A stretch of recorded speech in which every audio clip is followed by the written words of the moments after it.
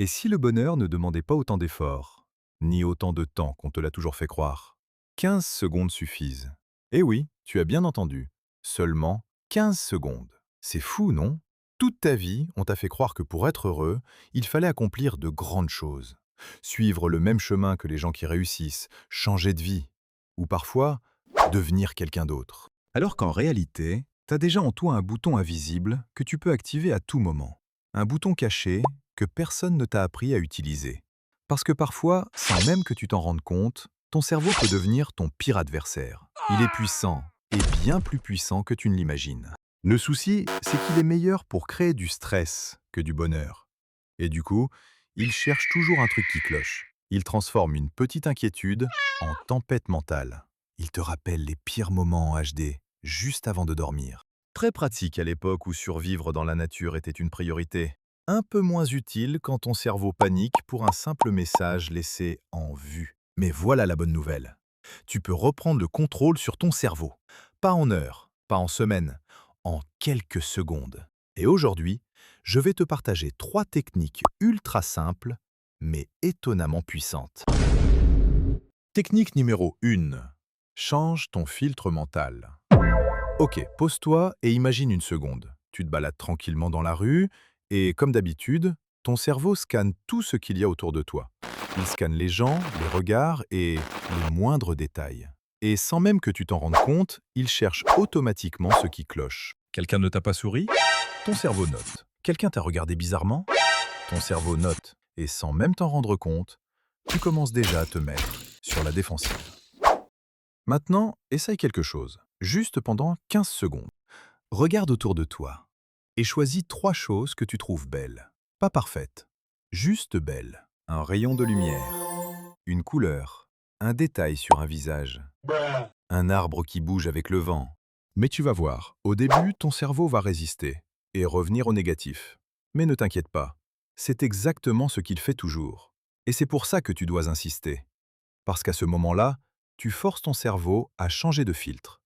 Exactement comme quand tu changes un filtre sur Instagram. Et ce qui est fou, c'est que le monde autour de toi ne change pas, mais la manière dont tu vois le monde change immédiatement. La vérité, c'est que tu ne vois pas le monde tel qu'il est, tu le vois tel que ton attention le découpe. Technique numéro 2. Réinitialise tes émotions. Tu vois ce moment où un petit truc t'énerve et que ton cerveau commence à chauffer? Pas énormément, mais assez pour te flinguer le mood pendant des heures. Un SMS, un retard, une remarque sur ton physique. Et là, ton cerveau commence à tourner en boucle. Il tourne en boucle, encore et encore, comme s'il mâchait un chewing-gum sans goût depuis des heures. Maintenant, essaye ce truc un peu bizarre. Bon, ok, très bizarre, mais efficace. Respire. Mais d'une certaine manière, inspire lentement, puis expire lentement 2 fois plus longtemps. Fais ça juste pendant 15 secondes. Ce que tu es en train de faire, ce n'est pas simplement te calmer. Sans le savoir, tu es en train de tromper ton cerveau. Tu vois le professeur Xavier quand il utilise sa télépathie dans X-Men? Bah là, tu fais pareil. Tu envoies un vrai signal à ton cerveau. C'est bon, tout va bien. Tu peux relâcher.